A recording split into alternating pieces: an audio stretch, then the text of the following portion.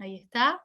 Así que les doy oficialmente la bienvenida a todos y todas a este tercer encuentro del curso de extensión hacia la COP27, claves para una participación efectiva. Hoy creo que es la clase que más representa ese título, porque vamos a tener las voces y los testimonios de personas de distintos sectores de sociedad, de distintas formas de participar y de vivir una COP, que nos van a contar sus experiencias y nos van a ayudar a potenciar las nuestras. Así que le voy a dar la palabra primero a Enrique para que arranque contando algunas cositas básicas y después ya hacia la segunda parte de este encuentro vamos a habilitar una ronda modo panel en donde cada uno de los referentes va a contarnos su testimonio y podemos habilitar preguntas a través del chat como siempre para bueno, tratar de exprimir en el buen sentido cada una de sus experiencias y poder enriquecer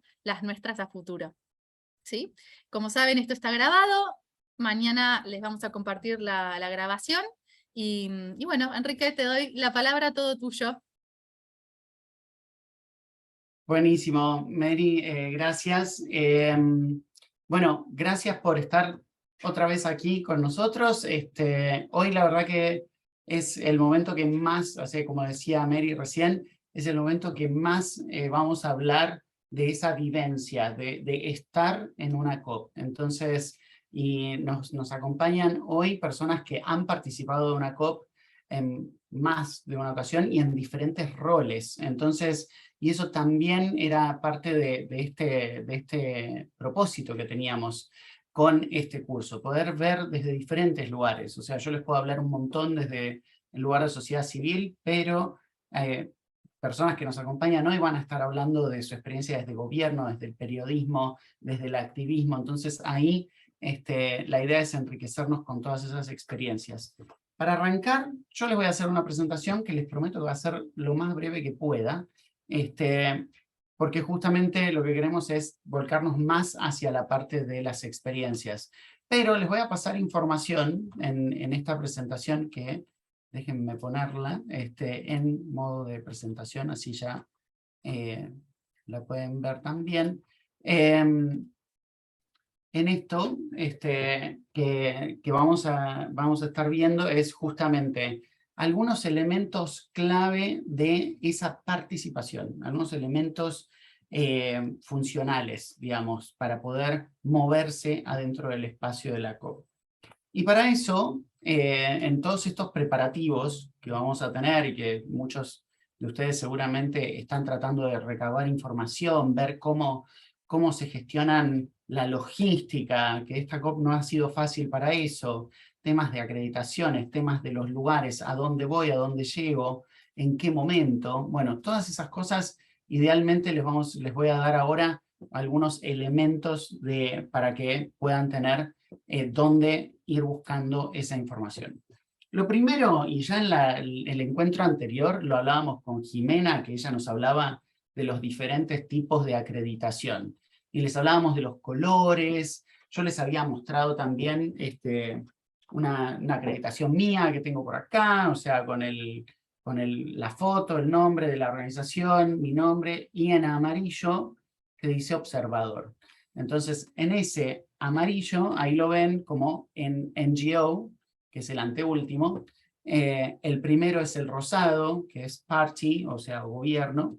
Después está en azul el personal de Naciones Unidas, del secretariado en general, o de otras agencias de Naciones Unidas. IGO, o sea, que es Intergovernmental Organization, que son las organizaciones como por ejemplo IUCN, que son entidades mucho más allá de gobiernos o sociedad civil. Después hay alguno que otro más, o sea, unos que son rojos, que son personas de cierta jerarquía en Naciones Unidas y que están en el secretariado en Bonn, y algunos otros colores que a veces aparecen. Incluso están los técnicos, el personal técnico tiene uno que es de color negro, y incluso eventualmente, y les pido que no se confíen de esto, pero eventualmente en algunas circunstancias se puede gestionar un pase temporario, o sea, para alguna persona que llegó y que va solamente un día, y que por un día le dan un pase temporario. Pero eso, digamos, nunca se confíen de que eso lo pueden conseguir, porque realmente es muy riesgoso si se hacen todo un viaje a una COP para ver si en una de esas consiguen una acreditación. Cada uno de estos procesos tiene un proceso, cada uno de estos acreditaciones tiene un proceso distinto de gestión de acreditaciones. Como la historia muestra que la mayor cantidad de participantes vienen de la sociedad civil, el proceso para las constituencies, esas que les hablábamos, de espacios de sociedad civil para que busquen acreditación, arranca muy temprano en el año, se le da una cuota a las organizaciones que buscan acreditarse, y las organizaciones se tienen que manejar dentro de esa cuota para poder gestionar sus acreditaciones.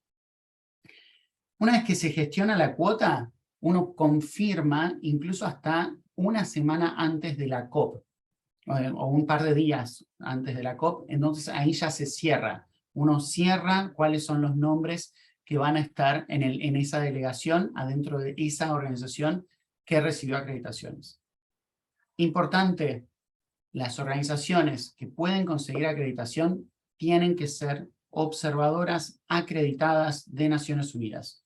Para eso van al sitio web de la Convención de Cambio Climático y hay toda una lista de miles de organizaciones observadoras que son las acreditadas oficialmente y son las que pueden gestionar esa acreditación.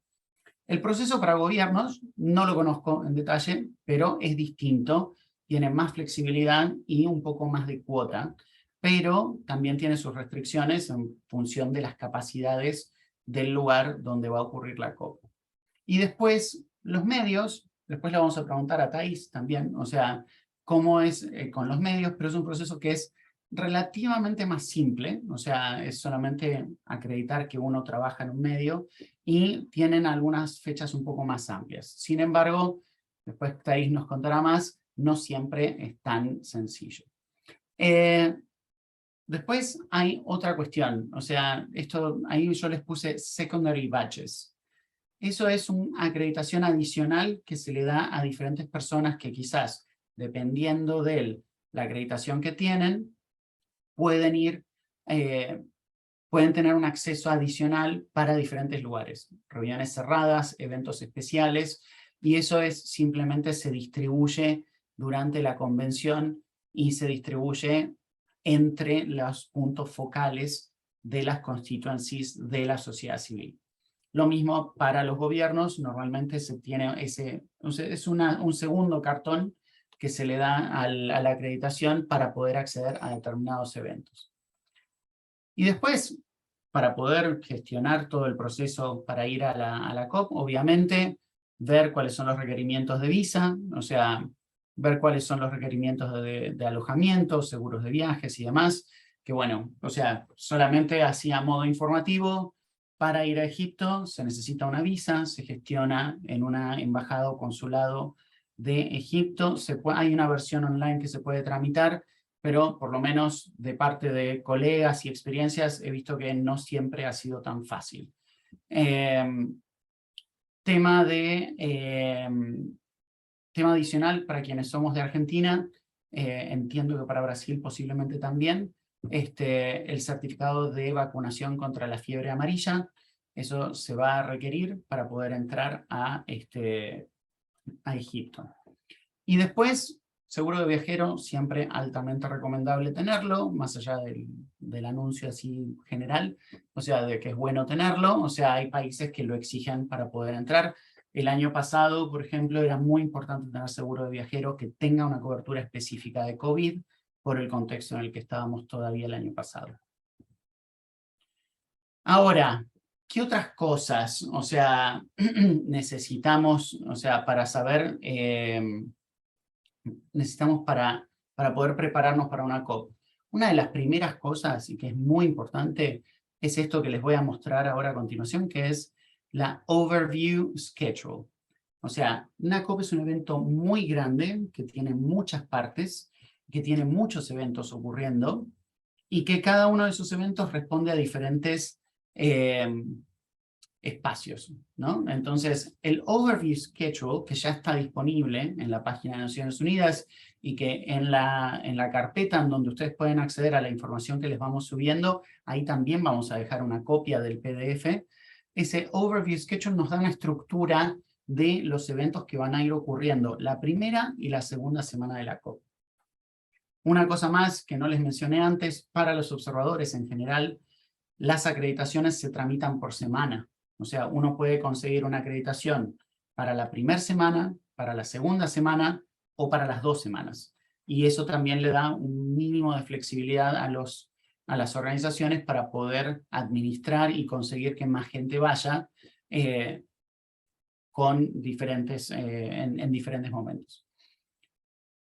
Y acá es donde la agenda, digamos, siempre es importante tenerla presente. Muchas personas a veces a mí me contactan para decir, Henry, tengo los fondos para ir y demás, pero voy una sola semana. ¿Cuál de las 2 semanas puedo ir? Bueno, justamente las 2 semanas se caracterizan por tener actividades diferentes. Históricamente, la primera semana, para que lo tengan así como de manera amplia, la primera semana es la de negociación técnica, es la que ocurre adentro de salas cerradas, es la conversación que está ocurriendo entre personas de gobierno de los ministerios para ir avanzando en los borradores de texto. Y la segunda semana es la semana que es más referida al segmento de más nivel, más de alto político. Oh, se me cruzaron las palabras.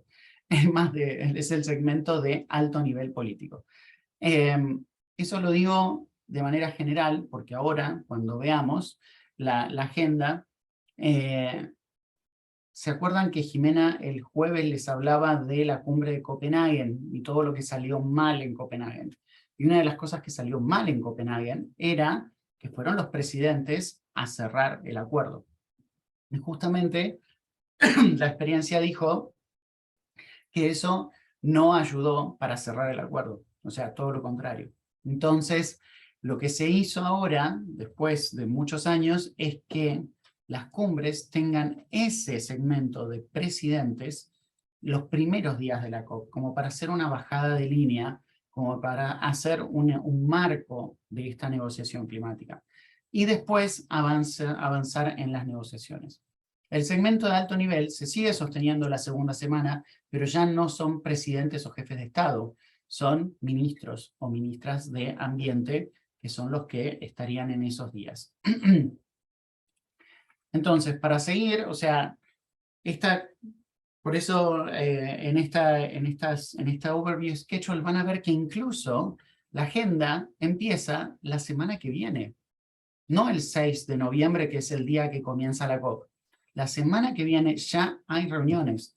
Por eso hay delegados, delegadas que viajan días antes, y no es que están 2 semanas negociando, ya van prácticamente por 3 semanas a negociar, porque arrancan los diferentes trabajos precesionales, o sea, son las reuniones a veces de los países, a veces de grupos de negociación, y a veces, como dice en esa segunda parte de esta tabla que les estoy mostrando, reuniones que están mandadas por decisiones de otras COPs previas. Cada COP cierra con un documento de decisión.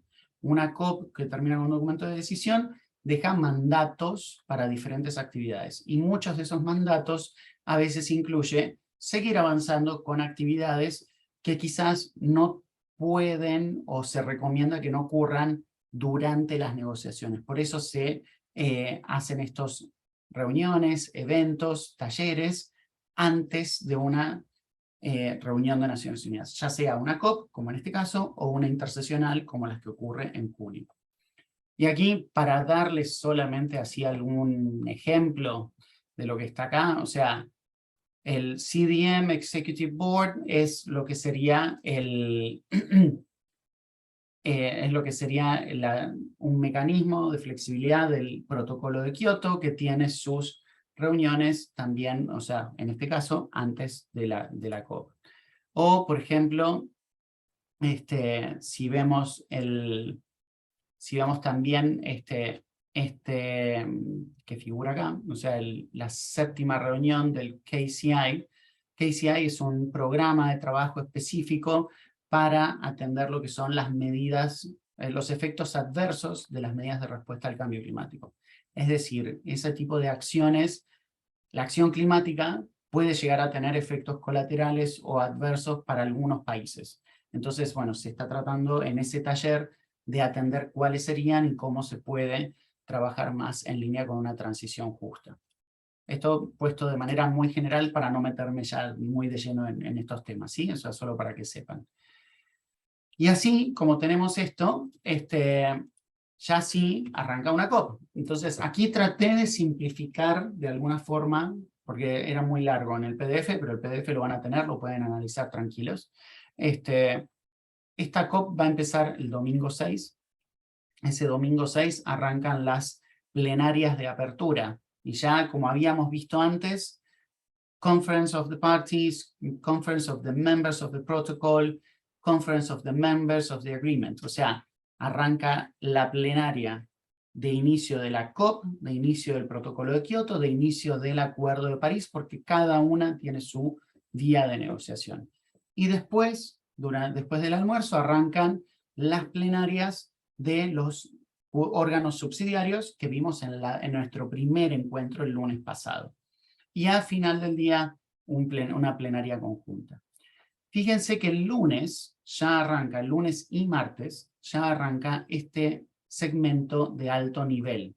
Y fíjense que dice primera parte, justamente porque es este primer segmento de alto nivel que es a donde atienden los jefes y jefas de Estado.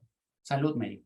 Entonces, ahí mismo, mientras ocurre ese segmento de alto nivel, va a ocurrir después ya todo lo que son los diferentes grupos de trabajo que van a ir ocurriendo en el transcurso de esa semana. Como por ejemplo, el plenario de apertura del Global Stocktake. Ese Global Stocktake, que es un tema que en lo personal yo voy a estar trabajando bastante, entiendo que Lourdes por ahí también, ya nos contará. En este Global Stocktake, que es el balance del Acuerdo de París para poder mejorar la ambición después, fíjense que aparece esa sigla GST a lo largo de diferentes días de esa primera semana. Es porque varios de esos eventos de Global Stocktake van a ocurrir en esa primera semana. ¿Por qué? Porque es un diálogo técnico, porque es una negociación que ya arrancó en junio y que recién va a terminar el año que viene. Y después otros eventos. Fíjense que en la parte de arriba yo les puse Finance Day, Science Day, Youth Day, Decarbonization Day, Adaptation, Agriculture. La presidencia de la COP le da como marco a cada día. Diana Carolina Rojas, genial, gracias. Gracias. Entonces, tenemos que cada día la presidencia marca una especie de marco y y hay eventos alrededor de ese tema. ¿Cómo que se le da una temática específica o prioritaria a cada día? Que no son todos los días. Imagínense que lunes 7, martes 8 no va a haber nada porque están jefes de Estado dando discursos y participando. Y después algunos otros, que no los voy a ir marcando todos, pero que les van marcando una agenda de diferentes temas que o están en lo que es el marco de la negociación, los mandatos de las decisiones anteriores, o que están en diferentes espacios acordados, o por ahí son eventos adicionales de la presidencia y de otra índole. Esto sí ya es una imagen, porque justamente era un poco más sencilla para la segunda semana. Cambia la lógica de la tabla, pero ahí ven, el día 14, ahí es género y agua. El día 15 es ACE, que es empoderamiento climático, tiene que ver con acceso a la información, educación y concientización, y energía. Y al mismo tiempo, fíjense que van ocurriendo otros eventos que están marcados. Y acá sí está separado entre los eventos que están mandados por decisiones anteriores o eventos que son de la presidencia u otros. Y así, día 16, día 17, día 18. fíjense que ya el día 17 empiezan a aparecer lo que es la plenaria de clausura. O sea, justamente la plenaria de clausura se supone que arranca el día 17, que puede ser de cualquiera de los diferentes espacios, el protocolo, el acuerdo, bueno, la COP probablemente no, pero a medida que esas plenarias van avanzando, se va estirando el tiempo. Una COP tiene planificado cerrar siempre un viernes a las 6 de la tarde, pero eso nunca ocurre. Una COP normalmente se extiende la negociación porque es muy difícil llegar a los acuerdos y esas negociaciones se extienden hasta la madrugada del sábado o en casos históricos que han llegado hasta el mediodía del domingo. Entonces, ya en los últimos años se ha tomado la decisión de que si para las 2, 3 de la mañana no se llega a un acuerdo, no se cierra la plenaria, todo el mundo se va a dormir y después retoman todos al día siguiente a partir de las 10 de la mañana oficialmente. Eso no quita que se siga negociando o que se empiece antes. Hasta acá supongo que... alguien pregunta ahí por el CIPP, es el Local Communities and Indigenous People Platform, es el... ahí está, perdón, Paloma, gracias, ahí ya lo había respondido. Así que bueno, gracias, Paloma. Entonces, justamente hay una serie de eventos muy grande, o sea, que puede ir ocurriendo, pero esto es la agenda en general oficial de negociación. Es esa agenda que es la que convoca a esta COP. Esto es un mapa del transporte público que va a haber en Sharm el Sheikh. O sea, este es el mapa norte y después está el mapa sur. O sea, va a haber transporte ofrecido gratuito por el gobierno de Egipto, que va a tener recorridos fijos y que van a ir parando en diferentes hoteles o en diferentes zonas. Esto se los muestro porque es muy importante también tener un poco idea de la logística. En general, por lo que vi, casi toda la ciudad de Sharm el Sheikh va a estar conectada por estos shuttle buses, que son los que pone a disposición la conferencia de las partes. Esta es la parte sur. Colegas me han dicho que quienes se quieren quedar en una ciudad fuera de Sharm el Sheikh tienen mucho más complicado porque no hay un transporte que pueda conectar las ciudades y que no es muy accesible. Y aquí, este es el mapa de la COP27 en Sharm el Sheikh. Acá me tomé el atrevimiento de agarrar a quienes me van a acompañar hoy y los fui ubicando así en el mapa en función de lo que yo sé o de los lugares o los lugares que pueden llegar a estar en donde participan. Este es el mapa, espero que lo estén viendo bien, o sea, está bueno conocerlo, tener más o menos idea de dónde ocurren las cosas. Justamente, ¿por qué? Porque en diferentes lugares ocurren diferentes cosas y algunos lugares podemos entrar y algunos lugares no podemos entrar. Entonces, ahí, para poder, o sea, tener un poco de idea, hay diferentes nombres para las reuniones. Algo lo hemos visto en algunas de las reuniones anteriores. Los plenarios en general son todos abiertos para sociedad civil. Yo sé que Thais ya está por escribir o por decir que para ella no. Y los grupos de contacto, o sea, y todas las reuniones de países, si es grupo de contacto o es un grupo de contacto de conclusión, deberían ser abiertos. Y después hay lo que se llama informal o informal meetings. Esas reuniones informales son las reuniones que muchas veces, o la mayoría de las veces, son cerradas y a las que no podemos acceder si uno tiene una acreditación de sociedad civil o de prensa. Después la plenaria de cierre es una plenaria que es abierta.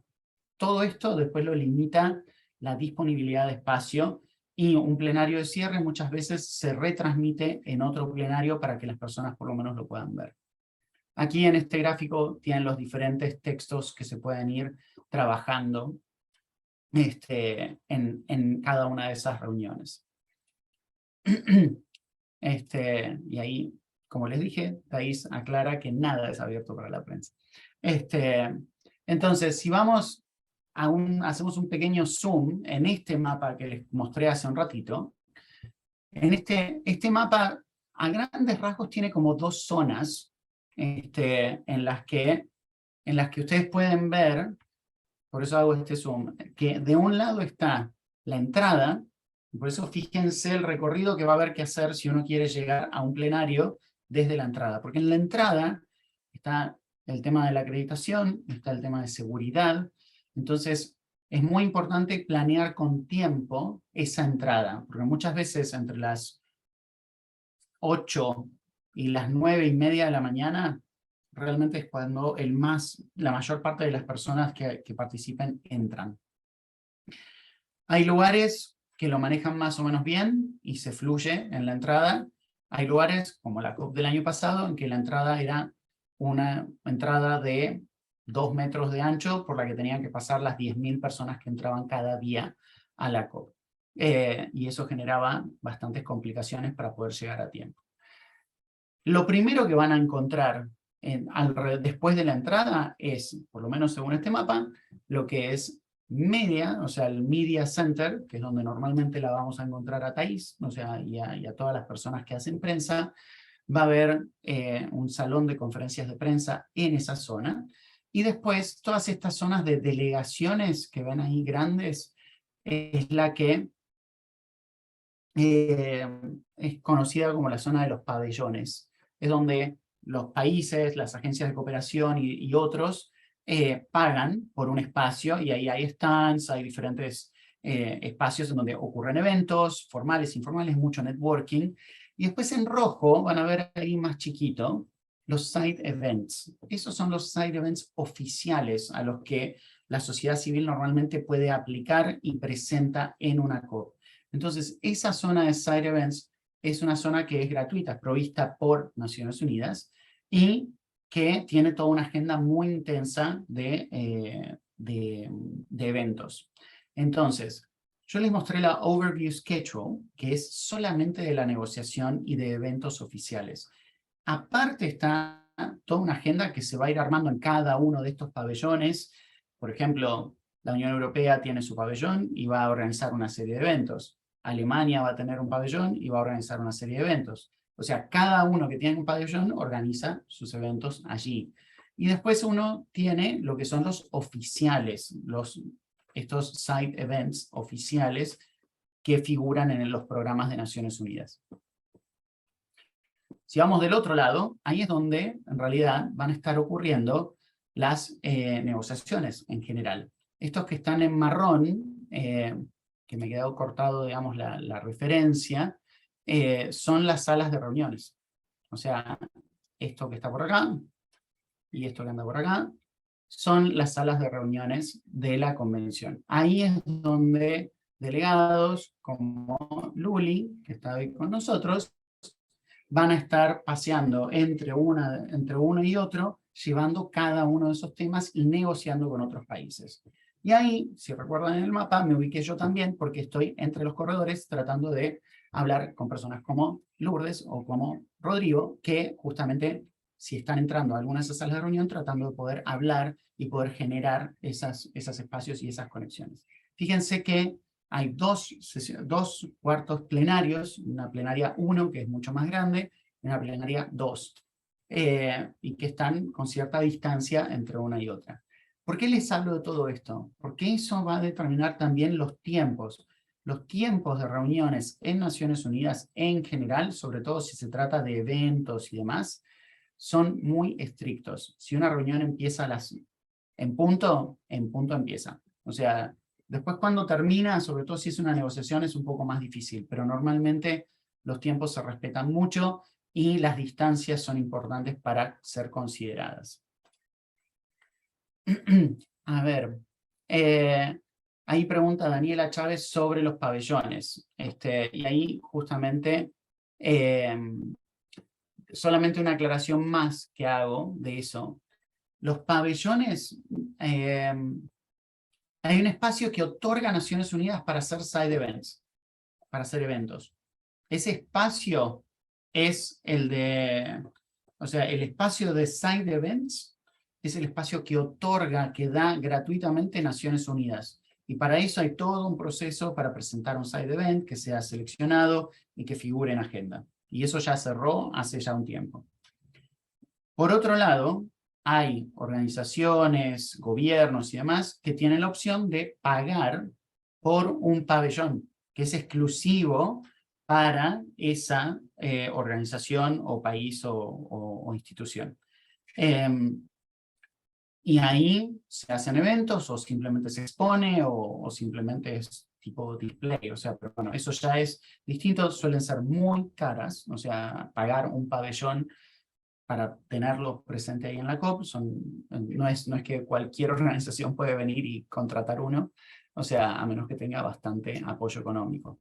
Y ahí cada uno organiza sus propios eventos en el horario que quiera, porque bueno, eso ya es parte de su propia logística. Después preguntan sobre los cortes plenarios. Los plenarios son básicamente eso, los plenarios de cierre, los plenarios de apertura. Eventualmente se ubica para poner algún tipo de negociación específica que requiera un cuarto más grande. Pero si no, los grupos de contacto pueden ocurrir en cualquiera de todos estos espacios de reunión. Y así, para ir ya cerrando, del otro lado, algunos de ustedes quizás escucharon hablar de la zona verde. Según dice en lo que es la página de la convención, la página de la COP, la zona verde va a estar muy cerca de va a estar muy cerca de la zona azul, que es la zona oficial. Y eso tiene su propio sistema de acreditación y tiene su propio espacio, sus propios espacios, eventos, que está en donde se prioriza normalmente que sea de sociedad civil. Una colega mexicana me dijo que el requerimiento para poder acceder a la zona verde este año era bastante más intenso que en otros años. Hay que presentar pasaporte, hay que presentar diferentes documentaciones que respalden que uno pertenece a una organización y demás. Así que si están interesados en participar de la zona verde, explórenlo bien porque hay más requerimientos que en otras oportunidades, que hay otros lugares en los que incluso ha llegado a ser sin ningún requerimiento en otras oportunidades. Y ahora sí, llegando a esto de un día en la COP, o sea, ¿cómo es vivir ese día en la COP? O sea, uno se tiene que levantar, o sea, y acá es donde realmente está bueno poder imaginarse bien como ese momento a momento de lo que va ocurriendo. El día arranca, o sea, uno desayuna, se prepara como se prepara normalmente, pero hay que empezar a ver el tiempo hasta mi primer evento, mi primer compromiso, mi primera reunión. Ya sea que eso es una negociación, ya sea que eso fuera un side event o simplemente una reunión con un colega. ¿Por qué? Por todo esto que les mencionaba. El transporte, cuál es la frecuencia de ese transporte que me va a llevar a la COP, el tiempo de seguridad y de acreditación. Eso no hay que subestimarlo. Eso puede llegar a ser una complicación. Si llegan antes de las 8:30 de la mañana, probablemente no tengan tanto problema. Pero si llegan más o menos entre las 8:15 y las 9, ahí es donde el grueso de la negociación va a estar llegando también. Y ahí, cambié esto, perdón. Y ahí es donde uno llega a esa COP. Y ahí es donde uno puede o debería empezar a organizarse y poder ver cómo abordar ese día de negociación. Ese día de negociación arranca con un montón de cosas. O sea, la convención puede ser muy abrumadora cuando uno llega. Entonces, por eso está bueno cuando uno puede tener su rutina y cuando uno puede atender todas estas diferentes estímulos que recibe. y tener la información que es útil para la agenda que yo estoy llevando a la COP. O sea, no es lo mismo la agenda que va a llevar Lourdes que la que voy a llevar yo, ni que la que va a llevar Thaís. O sea, entonces es muy importante poder mantener el foco porque hay tanto ocurriendo en simultáneo que es muy fácil perderse. Entonces, ahí tienen horarios clave marcados en esta línea temporal. A las 9 de la mañana las constituencies normalmente están reunidas, es cuando los grupos de negociación se reúnen, el G77 más China se reúne a las 9, diferentes grupos de negociación tienen su reunión a las 9. Otros grupos inclusive se reúnen antes, a las 8, para poder llegar a la reunión del G77 más China, por ejemplo. Yango se reúne a las 9, si no estoy equivocado. Hay diferentes espacios que determinan cuál es su horario de reunión. Entonces, en función de eso, es cómo se arranca el día. Y para poder llegar a la negociación más o menos preparado, yo les recomiendo, al igual que se mencionaba en otros momentos, que puedan, y acá les puse fotos de las diferentes publicaciones que, por ejemplo, les mencionaba Lucas en el primer encuentro que tuvimos. Lucas les hablaba de ECO, que es la presentación, es una publicación que hace Climate Action Network todos los días y que es una publicación que les da un panorama de la negociación, pero con una perspectiva de esa red de organizaciones de la sociedad civil. Si quieren algo más neutral, descriptivo, aquí está el ENB, el Earth Negotiations Bulletin, que es el que está en el medio. Ese Earth Negotiations Bulletin es el que les describía Lucas también, que les decía que es más descriptivo, en donde justamente se relata de qué se están hablando cada uno de esos días. Y el TWN, o Third World Network, es otro boletín de otro grupo de organizaciones que también hacen su seguimiento a través de ese boletín. Eso por un lado. Y después dos cosas oficiales que también son muy útiles. Una es la aplicación de la Convención de Cambio Climático.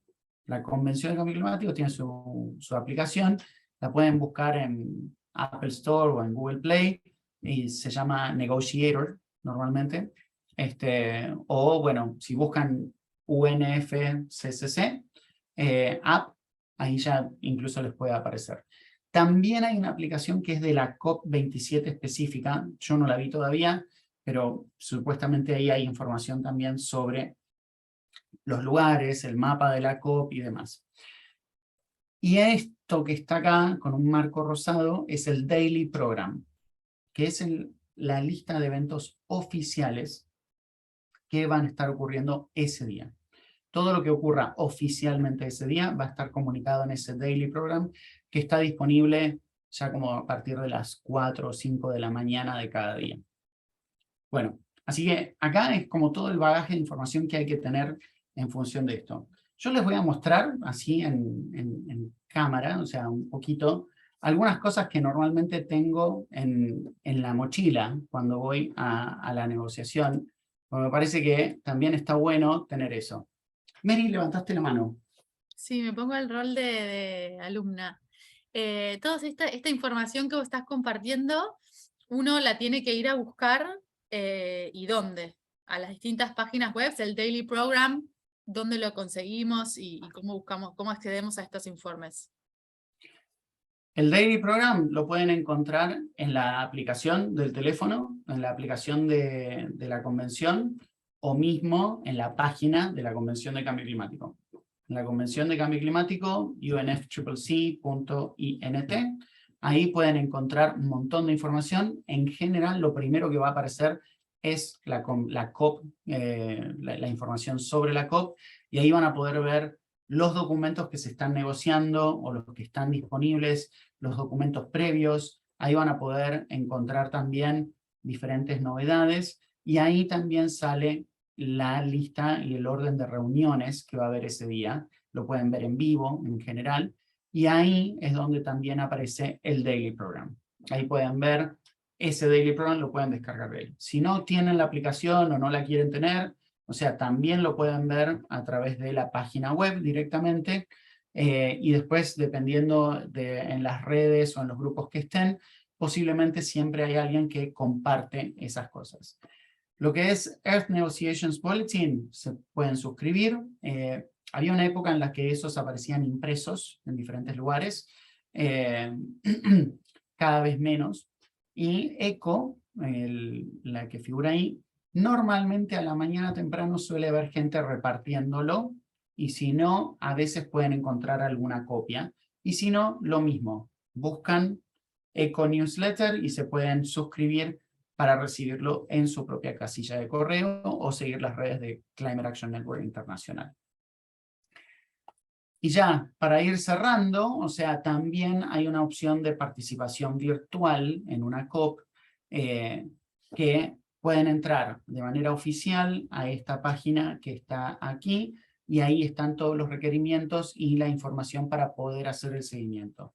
Aparte de eso, para poder participar de manera virtual, ustedes pueden también acceder a través de la página de la COP, pueden acceder a la parte de webcast. Entonces pueden ver las conferencias de prensa, las conferencias plenarias y algunos otros eventos, como incluso los side events, los pueden llegar a ver online, en streaming en vivo, y en la mayoría de los casos todo eso también lo pueden llegar a ver de manera on demand, o sea, después de que ocurrieron. Así que bueno, creo que con esto cerraba, porque, bueno, ya me comí un poquito más del tiempo que quería, pero nos quedan igual unos 45 minutos para poder conversar con Thaís Gadea Lara, Lourdes Manrique, Rodrigo Rodríguez Torkins y Federico, ¿qué se me fue? Pucciarello. Sí, ahí está, Federico Pucciarello. Y Paloma Costa, que somos todas personas que hemos participado de diferentes lugares en una COP. Entonces, no sé si Mary, vos querías retomar acá la palabra un segundito para darnos este pie para esta parte. Dale, sí, simplemente explicar la dinámica. La idea ahora, como contábamos al principio, pero para quienes se sumaron después durante la clase, es que sea un modo conversatorio, ¿no? Que cada uno de los referentes que invitamos hoy pueda compartir a modo testimonial su experiencia, darnos consejos para enriquecer las nuestras. Así que primero Enrique tiene unas preguntas disparadoras para ir haciéndoles, así nos cuentan, pero por supuesto invitamos a ustedes a que vayan dejando sus preguntas, sus consultas, sus comentarios en el chat, para que los vayamos respondiendo y se genere algo así, una ronda más dinámica y más interactiva. Y Genial. una cosita más nomás. No voy a leer Dale. todas las bios porque tienen un recorrido enorme, pero sí armé un documento y pueden conocer la trayectoria de cada uno de los invitados en la plataforma donde subimos siempre los documentos. Genial. Bueno, yo lo que no les mostré, que les dije que les iba a mostrar, eran las cosas que yo me llevo en la mochila para estar en una COP y poder sobrevivir a la COP y tener lo que necesito. O sea, por un lado, acá, o sea, una taza, o sea, para poder evitar que nos den descartables. Normalmente eso ha mejorado un montón en las COPs, así que, pero tener su propia taza también es muy útil. Botella de agua, ni hablar, o sea, siempre hay agua disponible en toda la COP y lo pueden usar, o sea, permanentemente. Algo muy útil que siempre uno lamenta no tener es un adaptador universal, o sea, del lugar al que van, o sea, eso puede ser muy útil también. A veces no hay mucha disponibilidad de enchufes siquiera, así que hasta en algún caso les recomendaría llevarse una mini zapatilla o un mini múltiple, o sea, se los van a agradecer un montón. Dependiendo del lugar, no llegué a chequear cómo iba a estar cómo iba a estar el tiempo allá, pero bueno, eventualmente algún paraguas que ande dando vueltas. Y también en línea con el tema de la sostenibilidad y demás, si quieren, inclusive pueden llevar sus propios cubiertos, batería para cargar celular en caso de que lo necesiten y lo requieran, sus propios auriculares, o sea, eso también. Bueno, hasta el año pasado por lo menos era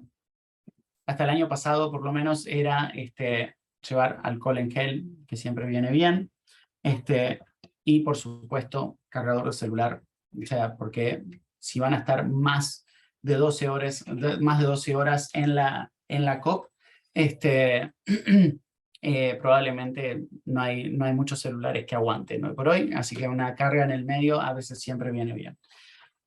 Nada, con eso, con estos datos así bien simpáticos, ojalá, sí, les quiero arrancar esta conversación sobre estos motivos y estas motivaciones que tienen todos ustedes, Luli, Thais, Rodrigo, Federico, o sea, Paloma, para ver un poco qué los motiva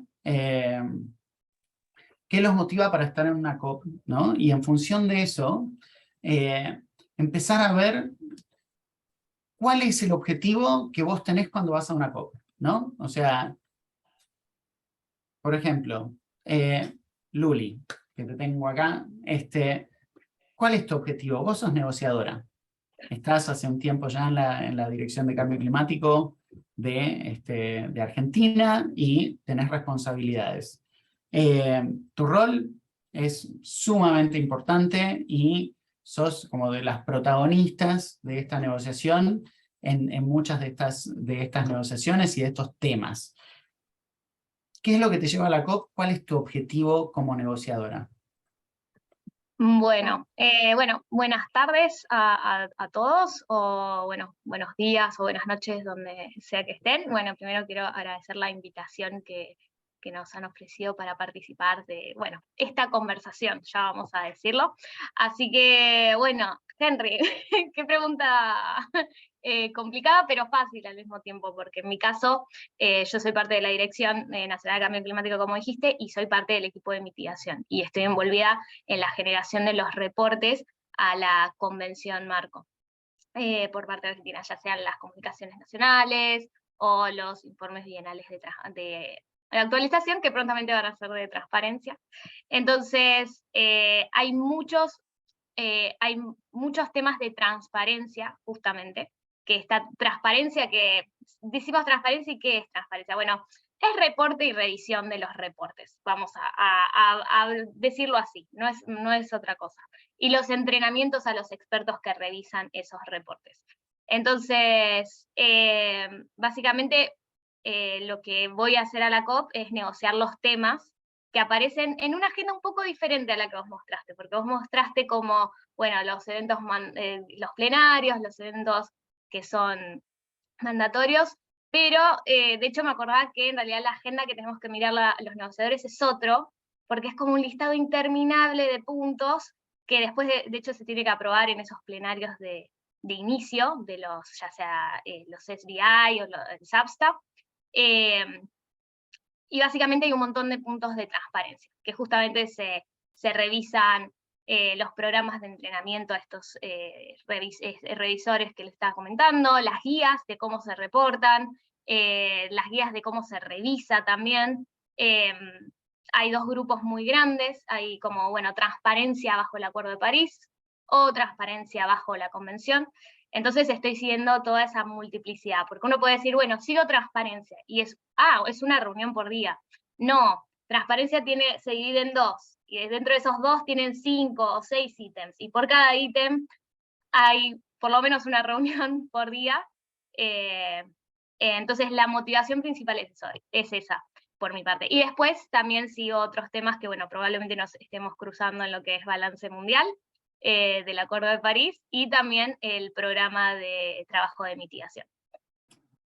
Genial, Luli, gracias por eso. O sea, bueno, antes de pasar a Rodrigo, porque Rodrigo ha trabajado en el sector público, pero ha tenido un cargo bastante alto y ha estado en lo más alto de esas negociaciones. Luli, ¿a qué hora arranca tu día en una COP? ¿Y a qué hora termina? Bueno, un día en mi COP, yo la estuve pensando mucho esta respuesta, porque arranca bien temprano, tipo 7, 7:30. Yo me agarraba la fila grande que vos contabas, ¿viste? Yo era de las que llegaba y estaba 45 minutos para pasar toda la fila, y es como si fuera el aeropuerto, porque tenés que sacar todas las cosas, o sea, tenés que si tenés buzos, bueno, acá no va a pasar, ¿no? Pero si tenías camperas, yo qué sé, paraguas, si tenés la botellita con agua, la tenés que abrir, la tenés que tomar, para que vean que no tenés nada raro adentro de la botellita de agua. Bueno, 45 minutos, G77 a las 9 de la mañana, a las 10 arrancan las negociaciones, y por lo menos la primera semana era una reunión atrás de la otra. No sé si todos vieron las fotos de la COP26, que estaba el planeta enorme en una parte de la COP. Bueno, yo no la vi hasta más o menos la segunda semana, porque no tenía tiempo de salir de la parte esa que vos dijiste, Henry, va a estar paseando por acá, por la parte de las meeting rooms. Sí, voy a estar adentro de una meeting room constantemente, pasando de una reunión a la otra. De hecho, es muy gracioso porque pasaba que teníamos reuniones una concatenada con la otra, el tema de transparencia, y ni salíamos de la sala, pero nos pedían que nos levantemos de las mesas para pasar alcohol en gel arriba de la mesa. Y era como, pero estoy yo todo el día acá metido, o sea, no sé, estás limpiando mis propios gérmenes, mi propia saliva. Así que básicamente mi COP era como una gran tipo pared blanca. Yo me acuerdo mucha pared blanca porque es reunión tras reunión tras reunión, hasta más o menos las 7:30. Yo fui muy afortunada en la COP26 y terminamos más o menos 7:30, 8. Compañeros míos se han quedado hasta las 9, más tarde. Y de hecho, si yo tengo que dar un consejo, que a mí me dijeron la inversa de esto, pero si yo tengo que dar un consejo es priorizar dormir y comer. Porque a mí me dijeron, no vas a dormir, no vas a comer. Y yo fui con un miedo terrible. Y dije, voy a dormir y voy a comer. Y prioricé en todo momento poder comer bien. Alguien dijo los frutos secos en la mochila. Sí, tupper chiquito con frutos secos, con algo para picar, excelente. Chocolate también, porque lo puedes partir rápido, no te quedan las manos engrasadas. Así que básicamente mi día arranca a las 10 de la mañana en una sala de negociación y termina a las 7, 8 de la noche en una sala de negociación. Muchísimas gracias, Luli, por eso. O sea, está bueno ir teniendo esas experiencias. Me dicen que Fede por ahí se tiene que ir antes, así que, Rodrigo, si no te molesta, le paso la palabra a Federico, para que nos cuentes, Fede, en qué rol vas, o sea, qué actividades tenés, o sea, recién la escuchábamos a Luli que nos hablaba desde una perspectiva de negociadora. Entonces, me gustaría que vos nos cuentes qué tipo de actividades también. Así que ahí para compartir con todos. Gracias. Bueno, buenas tardes a todos. Disculpen, pero bueno, yo en realidad arranco el vuelo ahora, a las 8:20 desde Rosario. Va a ser paso primero por Europa, yo vivo prácticamente la mitad de mi vida allá, entonces me voy primero, paso por mi casa allá y después voy directo a la COP desde Italia. Mi rol siempre ha sido, hasta la 6ª COP y distintas reuniones que tuve en ONU en New York en septiembre durante la conferencia anual de la ONU, es asesorar a gobernadores de la provincia de Santa Fe, ad honorem, hace ya casi 15 años. En temas energéticos, sobre todo, porque mi especialidad es energía, matriz energética y leyes. Justamente la COP para nosotros, para la provincia de Santa Fe, en un país federal como el nuestro, es clave, porque independientemente de las negociaciones que lleva adelante la Argentina, muchas veces algunas son viables y otras no. Un ejemplo fue la COP26, el anuncio del hidrógeno, no consensuado con las provincias y que todavía hoy estamos peleando por una ley de hidrógeno. Entonces, nuestro rol como provincia, es que van muchas provincias, pero en especial Santa Fe, que es el 60% del consumo de gas natural del país, el 15% en electricidad y el 10% de la Argentina en cantidad de habitantes, es entender qué es las negociaciones nacionales, que a veces tienen, obviamente yo los admiro, perdón porque si no me llaman, admiro a los negociadores nuestros porque tienen que ir a negociar contra naciones que son muy potentes, contra intereses que son demasiado grandes, y la Argentina con todo su potencial de recursos naturales y que tanto nos cuesta distribuirlos internamente de manera equitativa. Y eso llevarlo a una realidad provincial donde encima una provincia como Santa Fe, que tenemos los puertos exportadores más grandes del país, la única ingreso de divisas, dólares, a la Argentina, y con la pobreza más grande del país y el problema narco que nos llevó en Rosario. Entonces, llevarlo eso a la realidad, desde una COP, bajarlo hasta nuestra provincia y nuestra ciudad, que es lo que nosotros, o por lo menos lo que yo intento hacer este año. La provincia va con la vicegobernadora y la ministra de Ambiente, o sea que llevamos una delegación importante. Vamos a estar muy activos durante la COP y viendo exactamente qué es lo que podemos traer de bueno a Santa Fe, sin los lobbies a lo mejor a veces europeos, como electromovilidad para todo el mundo. Sabemos que es una irrealidad, porque solamente en verano se nos corta la luz.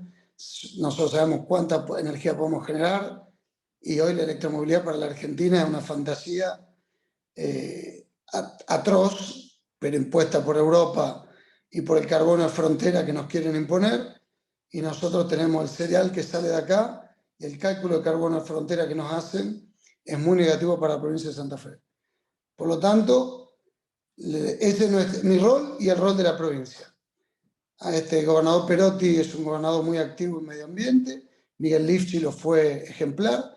En Santa Fe tuvimos la primera ley de biocombustible del país, la primera de generación distribuida. Hoy somos una provincia a la vanguardia en lo que es la cogeneración solar. Pues, lo que era Prosumidores fue un ejemplo tomado por Camesa a nivel nacional. Y bueno, seguiremos buscándole la solución que mejor se adapte a la provincia. Genial, Federico. Y ahora, pero vos has tenido participación en el sector privado, ¿no? O sea, desde ese rol de sector privado que has tenido en algún momento, ¿cómo participa una empresa en una COP? O sea, ¿tenés algún espacio en particular? No, yo nunca fui como sector privado, siempre fui a través de invitación de Cancillería, a través de la provincia. Si bien yo tengo mi empresa y soy privado, nunca he participado de la COP como privado. Buenísimo. Bueno, a ver, el rol de los estados subnacionales, como las provincias, también tiene un rol importante y desde hace varios años ha tenido diferentes espacios y participación, no solo de Argentina, de muchos lugares del mundo, así que siempre hay participación de diferentes espacios. Así que, sobre todo, Enrique, hay que tener en cuenta una cosa fundamental. La Constitución del 94 le dio la obligación, no el derecho, la obligación a los gobernadores de tutelar los recursos naturales provinciales. Entonces, cuando hablamos de ley de minería o de la ley de extracción de petróleo, las regalías, cosas que se discuten a nivel nacional, en realidad estamos hablando de recursos que son provinciales. Y ahí es donde lo mismo pasó con el hidrógeno.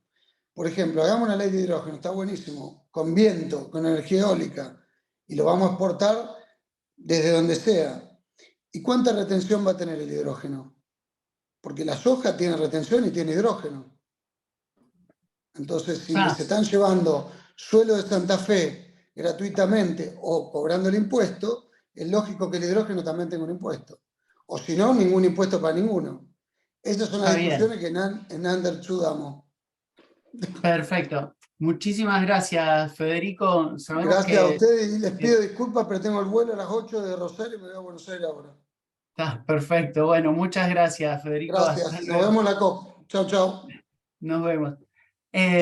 Bueno, ahora también quería pasar a, como les venía diciendo, a Rodrigo, que Rodrigo, vos has sido secretario de Cambio Climático en Argentina, has asesorado ministros, has estado en diferentes espacios, no solo en la negociación climática, y ahí realmente creo que tu perspectiva está buenísima para entender también y para compartir con quienes están acá.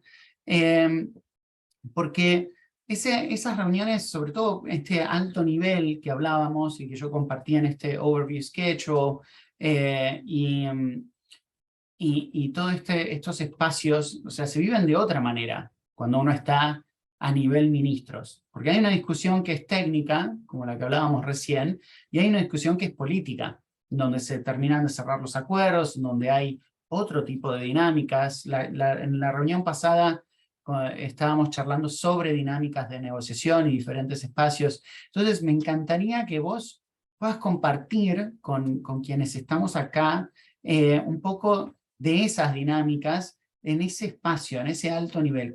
¿Qué actividades tiene un ministro? Y una pregunta que yo te dejo así para provocar un poco, ¿por qué cuando llegan los ministros todos se ponen nerviosos? O sea, el nivel de tensión empieza a aumentar. O sea, contanos un poquito desde ese lugar, o sea, ¿qué es lo que ocurre en esa COP cuando uno está desde esos espacios y desde ese nivel político? Gracias, Enrique. Gracias por invitarme a compartir esta conversación. Yo, a ver, arrancaría por sugerir que cada uno y cada una se pregunte a qué va, ¿no? Tener claro cuál es su objetivo. Porque pasan muchas cosas, ¿no? Hay una metáfora que es que hay veces que es como tanto conocimiento que es como querer tomar agua de una canilla de contraincendios, ¿no? El agua sale a una presión tal que hay muchísima agua, pero uno se puede morir de sed porque el agua no la puede agarrar, ¿no? Yo, así escuchándolos, tomé nota como de seis faunas distintas o 6 niveles de eventos que suceden a la misma vez. El primero es del alto nivel, ahora vuelvo a tu pregunta, en la que participan básicamente los presidentes, los ministros, los jefes de delegación y figuras muy importantes. Puede ser, a veces se invita a grandes empresarios como Bill Gates, como Jeff Bezos y demás, filántropos, multimillonarios y demás. Donde son espacios en que muchas veces se prometen cosas maravillosas, se firman declaraciones que no tienen valor vinculante con respecto a la negociación, pero que se promete, bueno, a partir de mañana todos somos rubios, ojos celestes, medimos 1,90 m, entonces no sé qué cosa, y uno se levanta el otro día y sigue siendo pelado, petizo, y bueno. Y se dicen discursos muy lindos muchas veces, ¿no? El segundo son las negociaciones propiamente dichas, en las que si uno no es negociador, nunca va a entender lo que pasa en las negociaciones. O sea, y querer en la COP tratar de entender lo que pasa en la negociación es realmente algo poco recomendable, porque recordemos que es una maquinaria infernal que tiene 30 años y que muchas veces se discuten una semana seguida un párrafo, un punto, una coma, un término, y realmente ahí los negociadores vienen de mucho tiempo de reuniones para esa discusión en esos días interminables, como decía Luli, en donde se dan discusiones muy profundas. Y eso es solamente un negocio de los negociadores y los observadores que están viendo un poquitito los metanegociaciones, porque no están viendo infinito la negociación, sino más o menos cómo están jugando los distintos bloques, ¿no? El tercer nivel, o el tercer ámbito de trabajo son los side events, ¿no? Que es esa zona que recién mencionabas, que están los stands, que es como una suerte de la rural, ¿no? Está el stand de los europeos, de los chinos, los japoneses, las grandes ONG, los grandes bancos, y está lleno de burócratas, activistas, académicos, ONGs y demás, y hay un sinfín de actividades donde todo el tiempo, de 8 de la mañana a 9, 10 de la noche, hay 20, 30 actividades a la misma vez. Entonces es literalmente imposible, si uno no planifica el día, entender un poco lo que está sucediendo, porque hay desde la iniciativa internacional de Bichito de Luz contra la alianza pro hidrógeno, y los que están en contra del gas, y los del fracking, o sea, todo eso junto. El cuarto nivel es el del lobby y el networking, que son las mesitas que están en los costados, los hoteles de alrededor y demás, donde tenemos banqueros, grandes empresas, empresas energéticas, distintos fondos y demás, que eso por ahí es menos visible, pero también es algo que está sucediendo ahí. No están los side events, no hay un recinto específico, pero eso está dando vueltas y sucede de manera imbricada. El quinto es que siempre hay como una cumbre paralela de negocios. Siempre hay una, dos o un par de empresas que contratan un hotel a distancia caminable o ponen un colectivo desde el venue de la COP, y hay una serie de reuniones más empresariales, donde quizás muchas veces ni están acreditados en la COP, porque no les interesa, digamos, se reúnen los empresarios, ¿no? Y a veces invitan a grandes speakers y dan discursos fantásticos, y uno se sale del venue y se va al lugar donde están estos eventos. Y el sexto, que parece un chiste, pero no lo es, son los eventos sociales.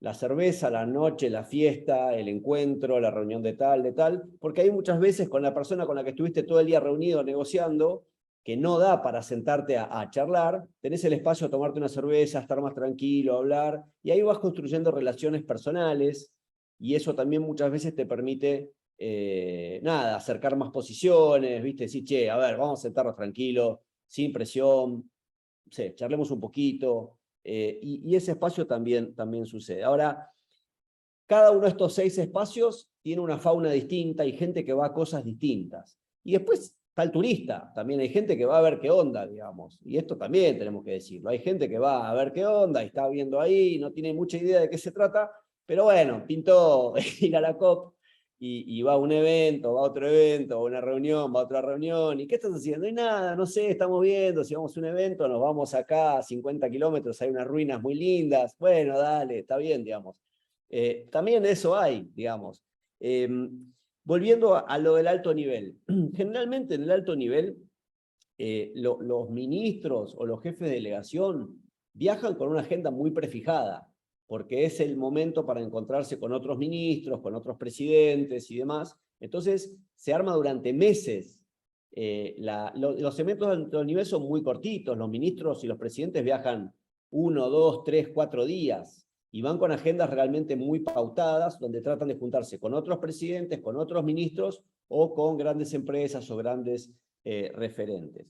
¿Por qué la gente se pone nerviosa cuando llega un ministro? Y porque generalmente esperan algún anuncio rimbombante, y porque hay que decirlo también, y yo tengo un poquito la impunidad de ser exfuncionario, la Argentina ha pasado por todas las posiciones climáticas. Hemos sido los pioneros climáticos en pre-Kioto, post-Kioto, hemos sido like-minded contra clima durante muchos años. Después nos fuimos para el otro lado a ser los campeones del clima, después medio que no teníamos una posición muy clara. Entonces la realidad es que esto me lo ha dicho algún negociador, como que somos un misterio, digamos. Cuando nosotros levantamos la banderita, todo el mundo dice, y a ver ahora con qué sale la Argentina, porque podemos salir con cualquier cosa, digamos. Supimos tener una línea más clara, ¿no? Pero bueno, en los últimos años, digo, no hablo de este gobierno, ni el anterior, ni el anterior, ni el anterior, sino la suma de todos ellos, nuestra posición ha sido un poquito errática. Te diría quizás desde el 2016 para acá, tenemos una línea un poquito más clara, un poco más pro acción climática, pero bueno, los años previos no nos caracterizaron por eso, ¿no? Entonces, me parece que tiene que ver con ver un poco cuál es la posición oficial o cuáles son los puntos en los que se va a hacer mayor énfasis. Uno también va con una posición de bastante debilidad en la negociación. No somos un grupo muy poderoso, Argentina, Brasil, Uruguay, y tampoco es un grupo que tenga total alineación en todos los frentes. Nosotros negociamos juntos en muchas cosas y hay muchas cosas que nos negociamos por separado. Entonces, uno tiene que elegir las batallas, ¿no? Y tiene que decir, bueno, me enfoco en este tema y este otro, y bueno, vamos viendo un poco cómo vamos acomodándonos y haciendo valer nuestra posición para el interés nacional, pero en consideración también de que las decisiones se toman por mayoría, que no se votan, y uno muchas veces tiene que ir, trata de construir voluntades, pero tiene tiene que ir acordando con las otras posiciones. Por último, lo que quisiera decir también es que cada vez más a mí me da la sensación de que la COP no es más el ámbito por excelencia de la acción climática. la negociación en sí está muy, muy sesgada y muy separada de la realidad del problema climático y de la negociación climática. Concretamente, los organismos multilaterales, todas las agencias y los grandes economistas están estimando la acción climática, el financiamiento para la acción climática con un gap de entre 3 y 6 billones de dólares, o sea, trillions al año. Y en el ámbito de la negociación sobre finanzas climáticas, estamos discutiendo los famosos 100.000 millones de 2009 que nunca llegaron, y estamos viendo estirar la meta de financiamiento al 2025 por 100.000 millones, que tampoco llegarán, y discutiendo una meta del 2025 en adelante, que en el mejor de los casos serán 500.000 millones, un billón, un trillón, digamos. Pero siempre la negociación va como 10, 15 años atrás, me da la sensación.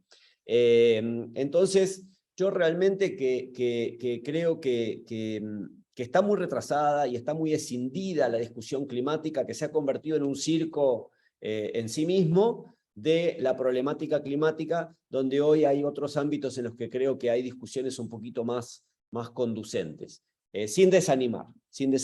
Lo que quiero decir con eso es que lo importante no es solamente la negociación en sí, probablemente de la negociación no salga nada, ¿sí? O sea, no esperen, el 18 es la hoja de ruta para salvar al mundo. Probablemente se van a acordar algunas cuestiones procedimentales. Ni siquiera en el segmento de alto nivel creo que haya grandes líderes que vayan a sacar pecho y comprometer grandes cosas, porque todos los que el año pasado sacaron pecho y dijeron cosas fantásticas, hoy están yendo más bien marcha atrás.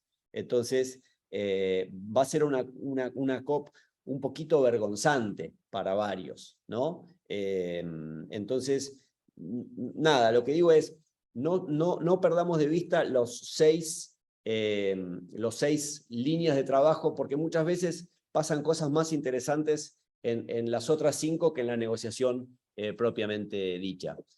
No sé si me olvidé de decir algo, Enrique, pero nada, me decís qué te parece, y feliz de... Muchas gracias, Rodrigo. No, está genial, sobre todo toda esta parte que estos 6 puntos de los que mencionabas, que me parece que están buenísimos para darle una idea a la gente de todos esos ecosistemas de los que hablabas y todas esas diferentes faunas. Me parece que para quienes van a una COP también está bueno que tengan presente que no todo ocurre en ese venue, en ese espacio de negociación. Y estas menciones que hacías, la verdad que están buenísimas. Está bueno también para el manejo de expectativas, porque hay una realidad, o sea, uno muchas veces va a una COP con una ilusión enorme y no deja de ser una negociación diplomática. O sea, incluso una COP exitosa, o sea, no tiene como eso que quizás uno tiene en un imaginario de que tendría que ser. Entonces hay que saber tener esa lectura de qué es lo que puede y lo que puede no ocurrir en esa COP. Así que mil gracias, Rodrigo. O sea, ya de a poco nos vamos acercando hacia el final. O sea, quizás nos pasemos algunos 5 minutitos, porque todavía nos queda hablar con Thais, que tiene un rol completamente diferente al de todas las personas que hablaron hasta ahora. Así que, Thais, vos que ya tenés también unas cuantas COPs encima y que las cubrís específicamente desde el lado periodístico. O sea, la verdad que está buenísimo que estés con nosotros, y lo que yo te quería pedir que le compartas a la gente es también cómo son tus dinámicas como periodista. Yo conté algo de esta parte de las acreditaciones, ese comentario tuyo de tu acceso. Entonces, con esas limitaciones y esos espacios en los que te manejas, me gustaría que nos cuentes cómo escribís historias sobre una COP. Porque si no podés entrar al espacio de negociación o a donde se está negociando, si no podés, si tu acreditación es de una forma u otra. O sea, me gustaría que, por ejemplo, a quienes quizás haya personas que están estudiando periodismo o son periodistas, ¿cómo haces para manejar y hacer tus tareas, tus objetivos en una COP. Y después de vos ya también pasamos a Paloma, que nos va a contar también desde el lado del activismo. Bueno, gracias por la invitación. Me gusta que cuando Enrique dice que ya tenés varias COPs encima, empezás a sentirte viejo, y es así. A ver, primero me parece como en esto de cuál es el rol y por qué uno va, y para no entrar en el bajón, hay que partir de la base de que es un sistema imperfecto, el de las negociaciones, podría mejorar muchísimo. El Acuerdo de París no es un acuerdo perfecto, pero fue en su momento el mejor acuerdo posible. Yo en todas las COPs tengo un momento en el que digo, chau, ya está, me voy, este sistema no funciona, y después siempre termino armando la valija, ¿no? Para la próxima COP. Y en cierto punto es por qué voy como periodista y por qué elijo, de todo lo que podría estar cubriendo como periodista, por qué elijo cubrir las negociaciones, porque quiero que el sistema funcione, porque los países se comprometieron a algo y quiero exigirle a ese sistema que funcione, que mejore, y que la implementación del Acuerdo de París sea una realidad y que sea cada vez más ambiciosa. Entonces, yo como comunicadora lo que quiero es visibilizar eso, visibilizar los avances de las negociaciones, visibilizar a quienes están obstaculizando, visibilizar si no quieren poner el dinero sobre la mesa. Lo cual es un trabajo que molesta, y que, como vieron en el mapa, cuanto más lejos puedan tener a la prensa de donde pasan las cosas, mejor. Con lo cual es muy probable que yo no esté donde Enrique me puso en la fotito, sino que me quede sentada todo el día en el pasillo cerca de las negociaciones. ¿Por qué? La principal limitante que nosotros tenemos como periodistas es que no podemos entrar a las reuniones de negociación. Muchas veces incluso no podemos entrar a los plenarios si no hay lugar. Entonces, ¿cómo yo me nutro de la información y cómo hago el diferencial con el periodista que está quizás, se queda en Buenos Aires, recibe una cepilla y yo que estoy ahí? Bueno, es el famoso pasillo. O sea, yo soy la persona que, como me gusta llamar, tacleo como en rugby a Luli, a Enrique, a Rodrigo, para ver qué es lo que está pasando. Y en función de eso, es tacleo literal, ¿eh? O sea, si me ven en la COP me van a ver corriendo de un lado para otro, perdón si no saludo, pero a veces voy con un objetivo de a quién tengo que taclear. Pero básicamente entonces uno ahí nutre esa información. Y el desafío que tenemos los periodistas es que nos la pasamos, o sea, que tenemos que lograr ese equilibrio entre buscar el contenido y después producir el contenido periodístico. Porque yo tengo que estar ahí viendo qué es lo que pasa en las negociaciones y después dedicar un tiempo a, por ejemplo, sentarme a escribir la newsletter o ver el momento en el que tengo que hacer el vivo en televisión.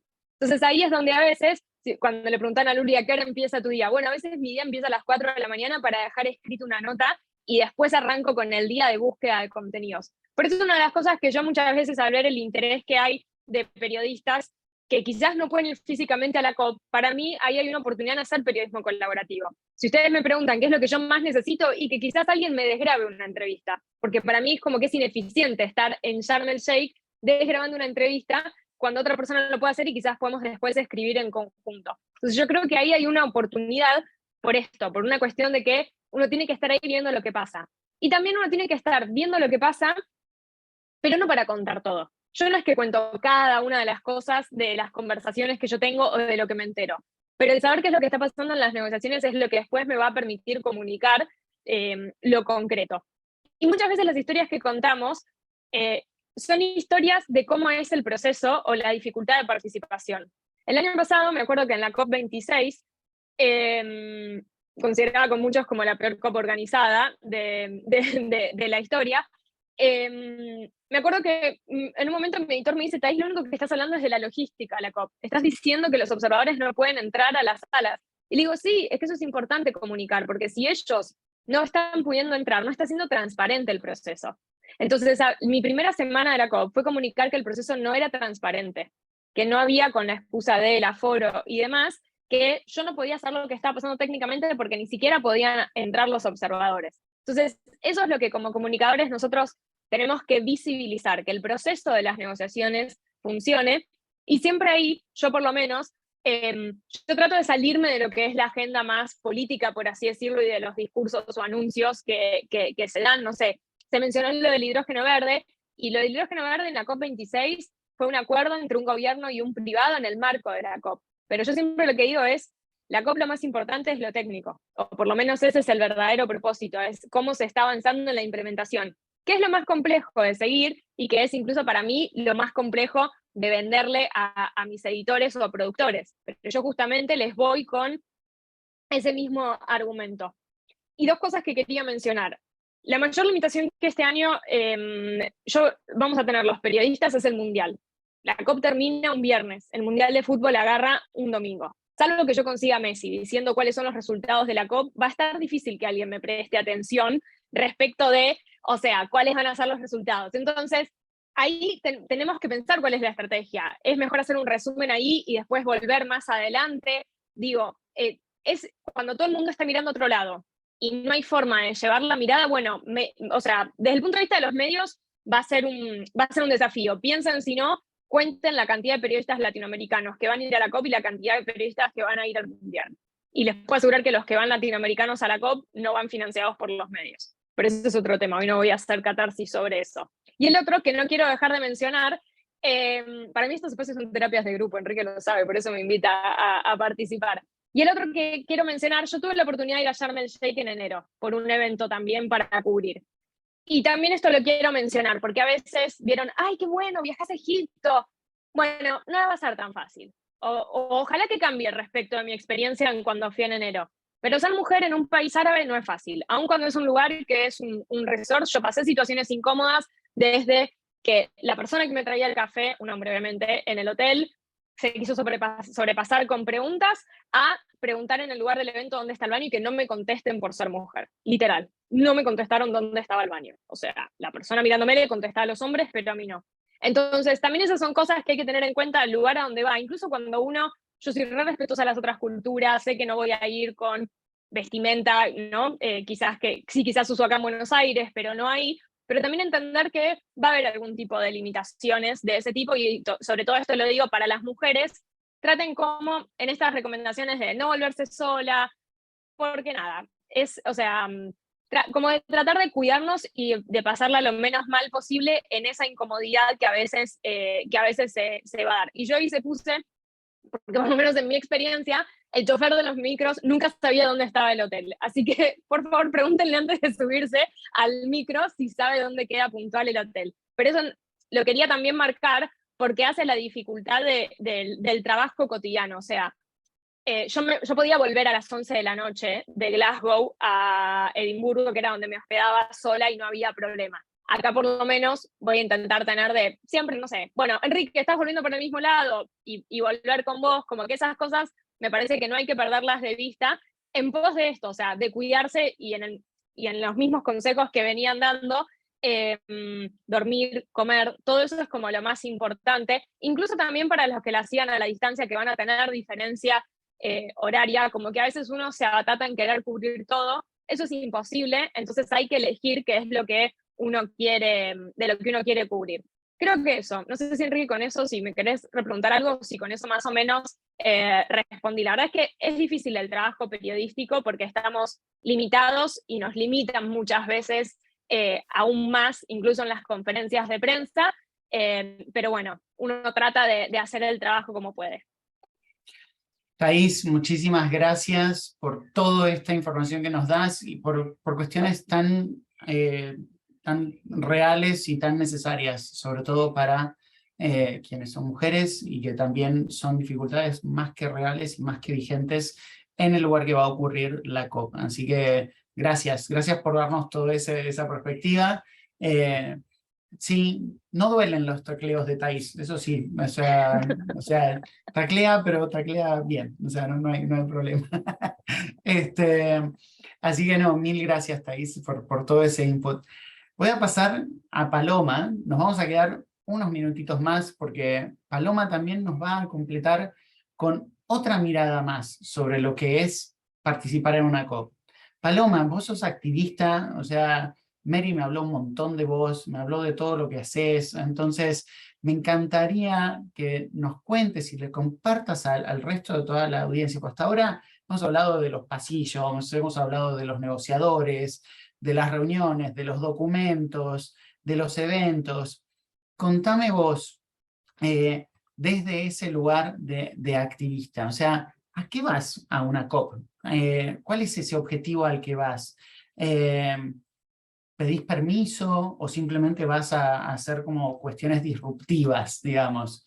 Y a la hora de hacer acciones, porque hemos visto que se pueden hacer acciones, ¿qué cosas se pueden llevar? Se pueden llevar banderas, tirar fuegos artificiales, digamos, estoy tratando de ser como un poco exagerado en la pregunta, pero está buenísimo poder conocer un poco todas esas implicancias de ser activista en una COP. Así que Paloma, bienvenida y te escuchamos.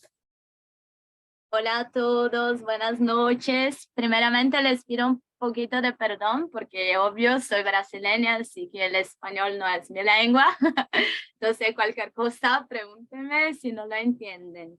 Es súper bacana la pregunta porque yo ya estoy participando de las COPs hace algunos años y he tenido la oportunidad de participar de la COP con las distintas BEYES. Incluso estuve buscando como que para mostrar la de UN, la de PAR y la de observador y no sé qué. Y pude participar así como que representan a la sociedad civil y principalmente los jóvenes de mi país y de mi región. La primera COP que yo he ido fue como coordinadora de la delegación oficial de jóvenes de Brasil. Entonces, en este rol tuvimos la oportunidad de acompañar a nuestro gobierno, aprender con ellos, participar de un par de reuniones, de algunas de las partes de las negociaciones y estar ahí como realmente sirviendo para que tenga esta transparencia en los procesos. Lo que pasa es que por lo menos en Brasil, en 2019, cuando ha cambiado el gobierno para el gobierno actual, la participación de la sociedad civil junto al gobierno como se modificó bastante. Entonces nosotros perdimos mucho de este espacio como sociedad civil, como jóvenes, como activistas, de estar en diálogo con nuestros gobiernos. Y tampoco fue tan sencillo seguir haciendo como el activismo que podíamos hacer en otros años porque tuvimos como perseguiciones, la sociedad civil estuvo amenazada. Entonces, ¿cómo manejar en este espacio? O sea, la pregunta ha sido como por la relación al activismo. Sí, se puede hacer activismo. Yo he sido expulsa de, bueno, las COPs que no estaba con un badge oficial o de UN, he sido expulsa de todas haciendo activismo.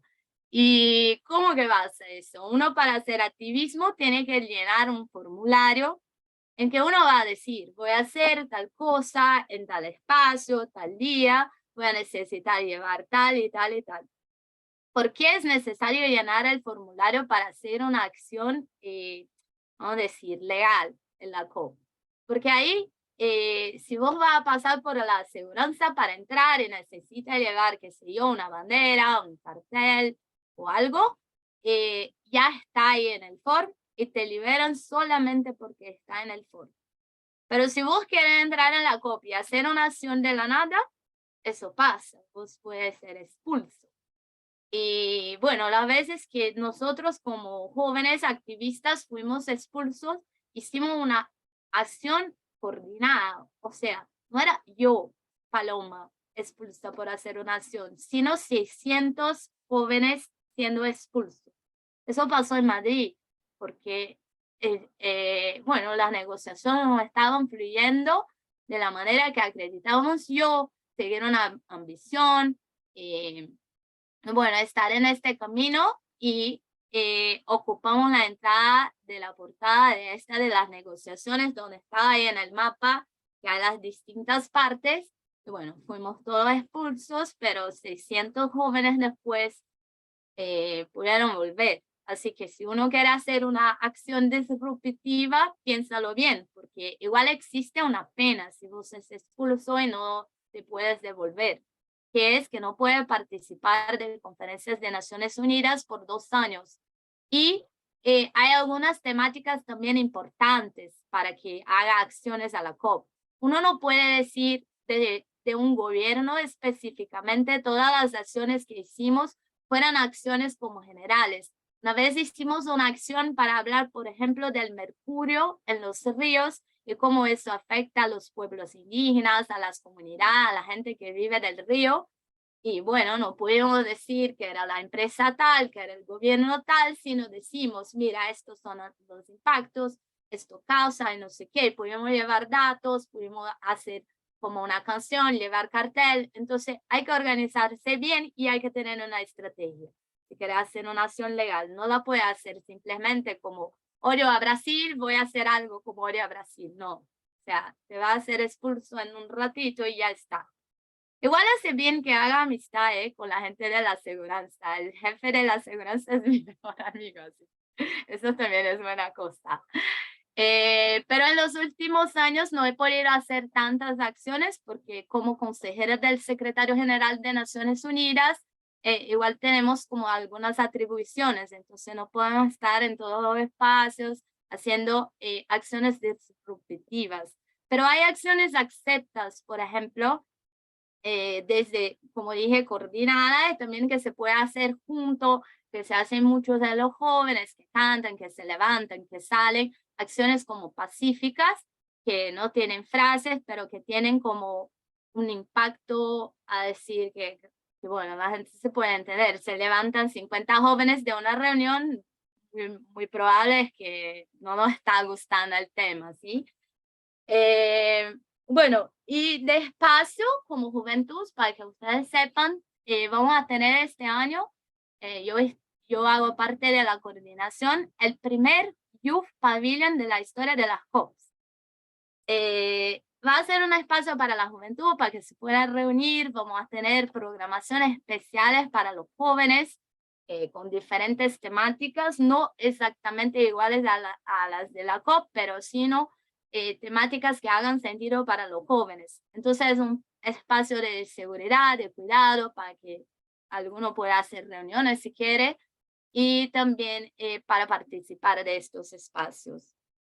Otra cosa que he acompañado como sociedad civil es que yo participo de COP con distintos chapeles, como soy abogada acá en Brasil, trabajo con pueblos indígenas, comunidades tradicionales, entonces también he acompañado muchas delegaciones que participan de otro espacio de la sociedad civil, que es la Caucus Indígena, que es el espacio formal para los pueblos indígenas que hoy están discutiendo, como ha sido dicho, la plataforma de poblaciones tradicionales y pueblos indígenas, entonces un espacio formal de su participación. Para la juventud, la constituencia formal es por Yungo, que también puede participar algunos de sus representantes en algunas de las negociaciones. Nosotros como Yungo llevamos la Declaratoria Global de los Jóvenes, que es una declaratoria hecha en diferentes etapas, desde la conferencia local, la conferencia regional que hemos organizado ahí junto con Eco House y que ha sido muy linda, y la conferencia global que pasa algunos días antes de la COP. Y bueno, algunas dicas para ser muy sencilla es relativo a nunca dejes tu maleta, tu mochila ahí echada en la COP. O sea, ya lo hice una vez y en serio, no te vas a querer pasar por lo que pasé yo. Yo estaba como justo yendo a la reunión con Guterres y me olvidé mi maleta ahí en el camino y bueno, llegué, tenía como 10 seguranzas como mirando y, o sea, una confusión, o sea, no fue la mejor experiencia de mi vida, así que por favor, siempre tengan sus cosas con usted, o por lo menos en Brasil nosotros tenemos la oportunidad de dejar algunas de nuestras cosas en nuestro pabellón, así que vean con sus constituentes, pabellones, digo. Y otra cosa es que eso es verdad lo que han dicho before, como que los eventos que pasan fuera de la COP también son un espacio muy grande de networking, de comida gratis, que es súper importante para los jóvenes. Y además sí, o sea, en las últimas COPs por lo menos, y espero yo que en esta también, hay siempre un grupo muy lindo de veganos que sirven comida gratis. Y para nosotros es como lo que ha salvado mi delegación, porque yo ya llevé delegaciones de Brasil con 26, 30 personas, y obvio siempre sin plata, sin hotel, sin nada, siempre echados, y Free Food es, o sea, tenemos un grupo en WhatsApp que tiene como 500 personas solo para decir dónde hay free food en los pabellones. Así que súmense porque es lo buenísimo que hay en la COP. Y bueno, creo que un poquito de eso también tenemos las marchas, las strikes, que normalmente acontecían el sábado, que era la oficial, que es organizada por un grupo de activistas que hace mucho tiempo está en este proceso, pero ahora también tenemos la marcha el viernes en apoyo al movimiento de Viernes por el Futuro. Bueno, creo que es listo. No sé si alguien tiene alguna duda, no sé si me olvidé de algo, seguramente muchas cosas. Pero bueno, si se puede, vamos. Y bueno, de objetivo un montón, no sé ni por dónde empezar con tantos chapeles. Paloma, muchísimas gracias por toda esta información. Como ven, creo que cada una de las personas que habló hoy nos dio como un consejo diferente, un consejo complementario, algo nuevo. Y la verdad que tu perspectiva, el trabajo que hacen las juventudes en la COP, el espacio de activismo es sumamente importante, muy reconocido, muy visible, y está bueno que todas las personas que van por primera vez también sepan que hay una manera de hacerlo, porque como hablamos en nuestros otros encuentros, este no deja de ser, sobre todo cuando estamos hablando del sitio oficial, no deja de ser un espacio de Naciones Unidas que tiene sus reglas y en donde normalmente participan jefes de Estado y diferentes personalidades, y los requerimientos de seguridad son muy estrictos. Entonces está buenísimo que puedas compartir con nosotros justamente eso, o sea, que es posible, que hay que seguir ciertas reglas y que si no, bueno, claramente va a tener otras consecuencias. Así que